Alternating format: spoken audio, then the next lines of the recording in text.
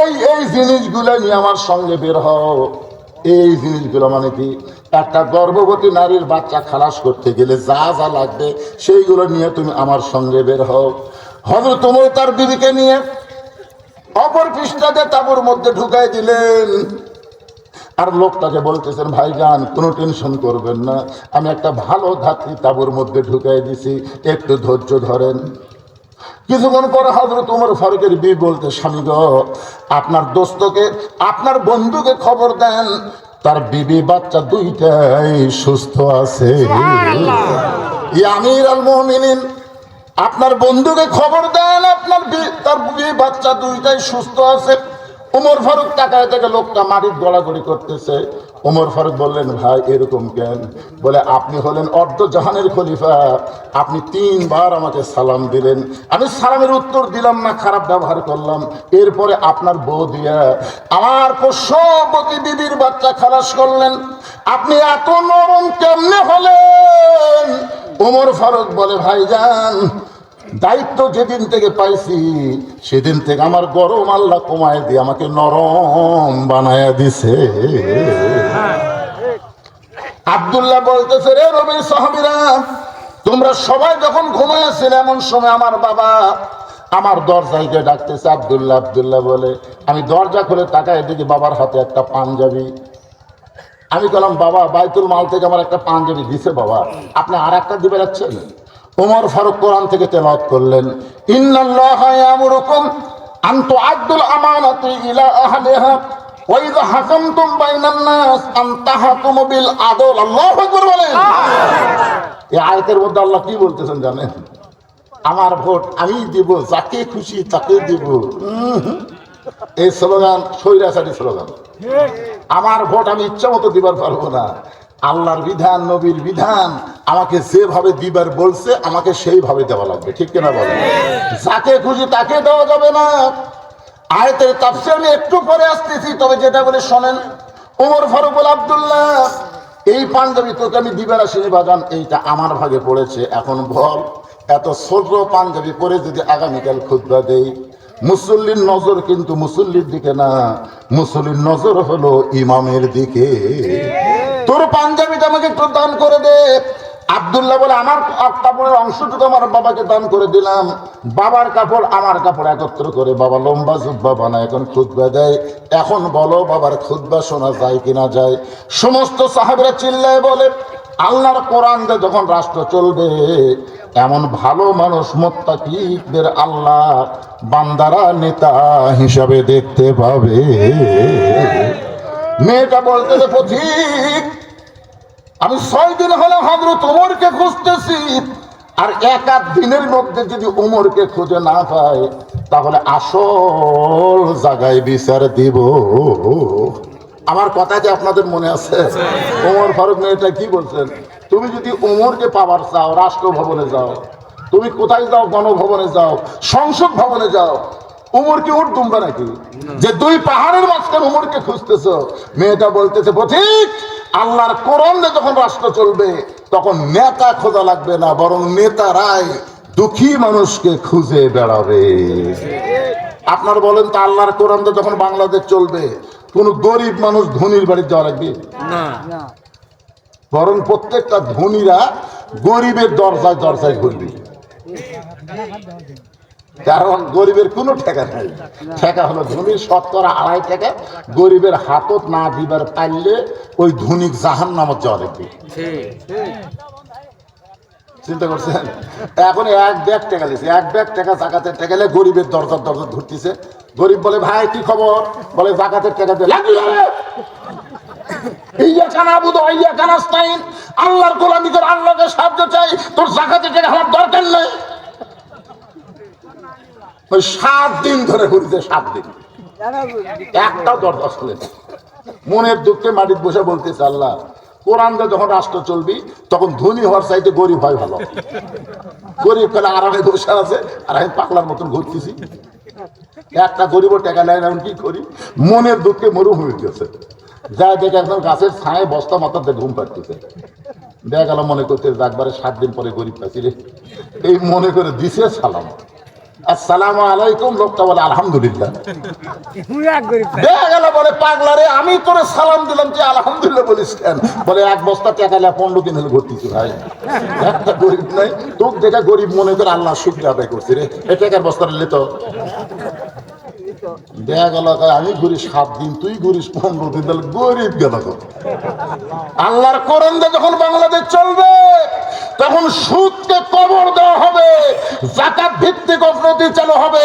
আর যাকাত ভিত্তিক অর্থনীতি যখন চালু হবে, আল্লাহ এই দেশের জন্য রহমত আর বরকতের দরজা খুলে দিবে। ধরে বলেন সুবহানাল্লাহ। মেয়েটা বলতেছে 6 দিনে হলো হযরত ওমরকে খুঁজতেছি, আর 1 দিনের মধ্যে যদি খুঁজে না পাই তাহলে আসল জায়গায় বিচার দিব। আপনারা বলেন তো আসল জায়গা কোনটা? আল্লাহর কাছে।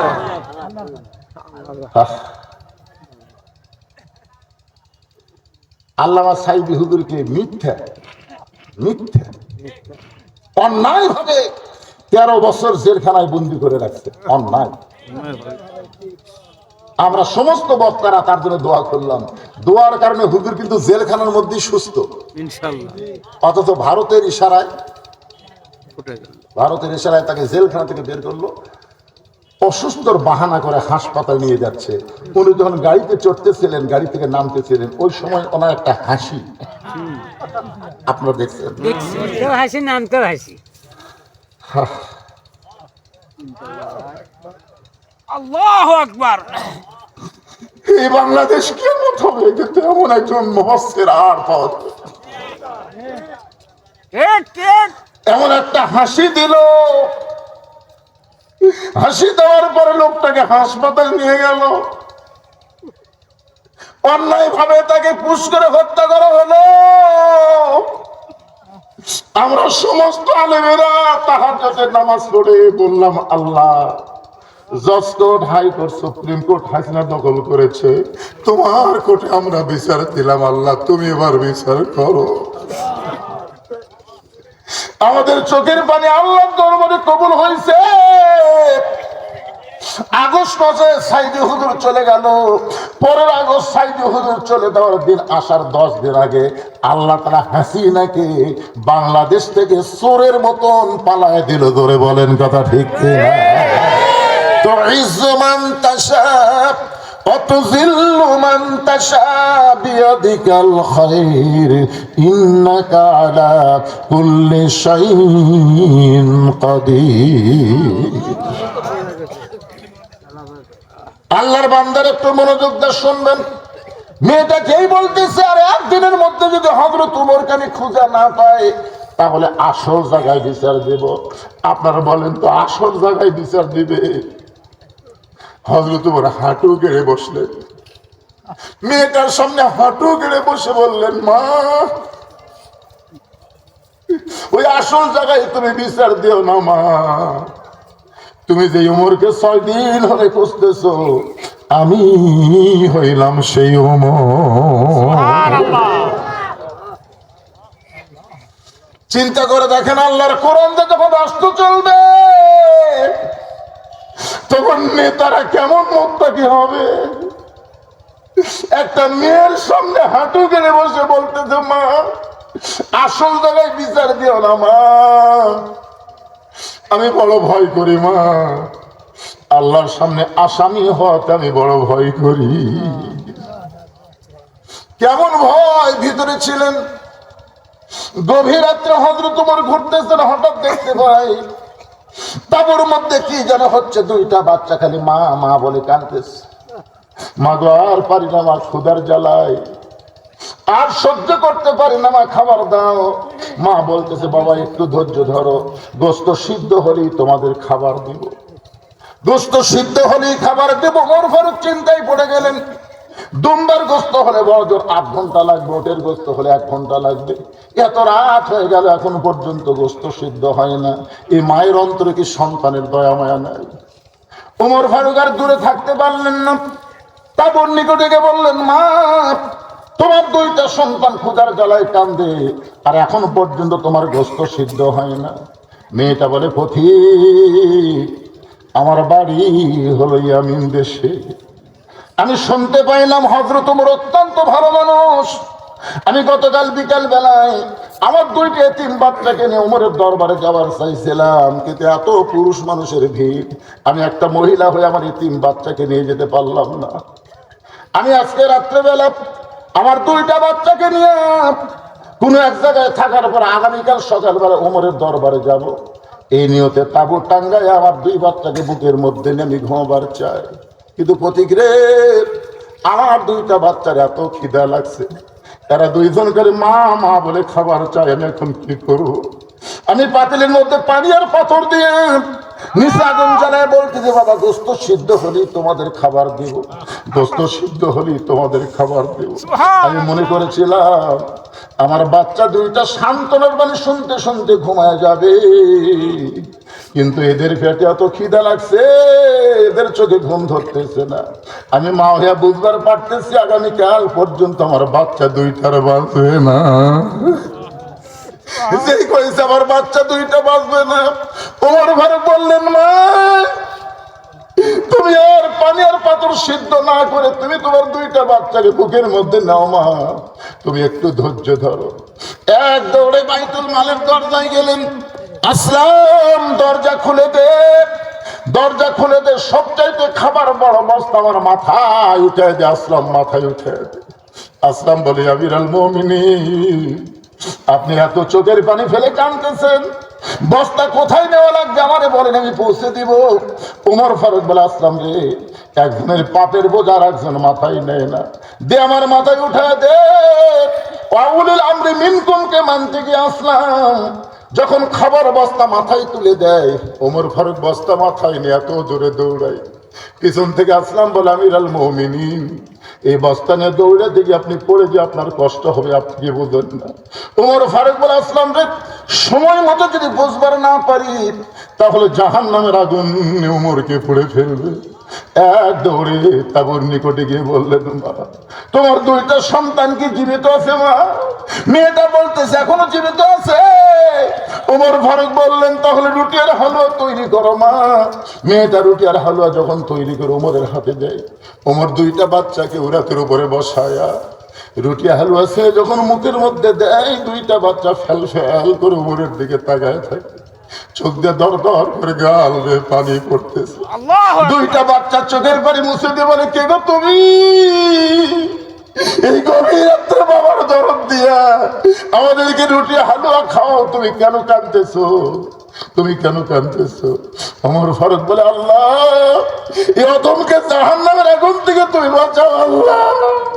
মেয়েটা বলতেছে পথিক রে, ভালো মানুষের গল্প শুনেছি কিন্তু মানুষ এমন ভালো হয় কোনদিন কল্পনা করি নাই।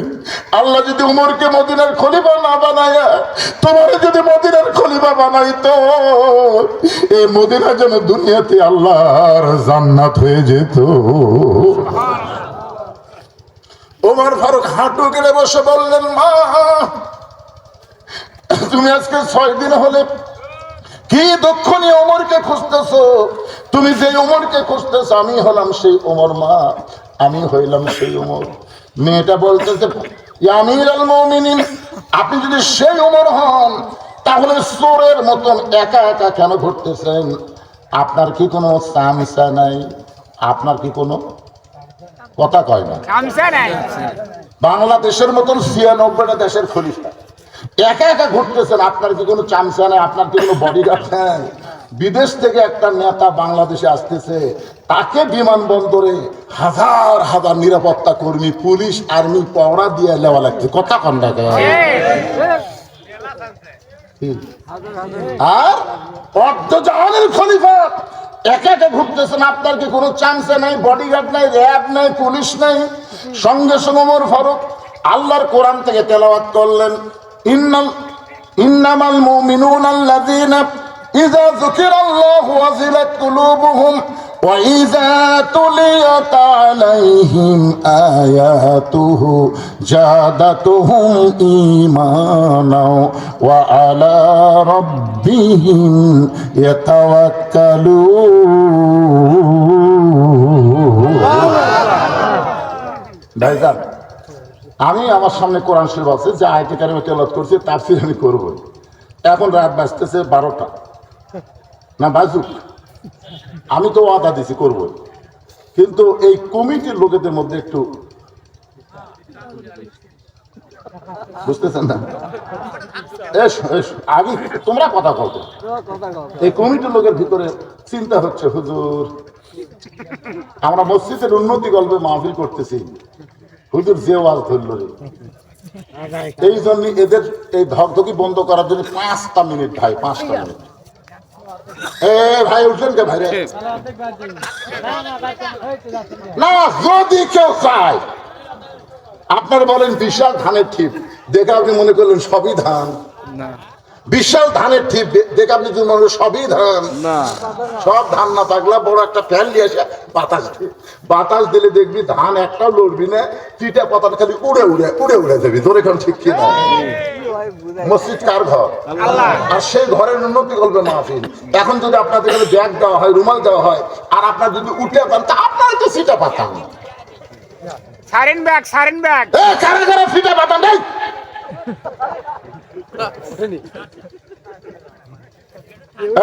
মাহফিল কমিটির ছেলেরা কোথায়? ব্যাগলা দাও, ভিতরে ব্যাগলা যাও, রেডি রেডি, হ্যাঁ ভিতরে ব্যাগলা দাও। 10 টাকা, 20 টাকা, 50 টাকা, 100 টাকা, যিনি যা পারবেন 5 মিনিটের মধ্যে আদায় কমপ্লিট করে আমি আবার বাকি কথা আলোচনা শুরু করবো ইনশাআল্লাহ।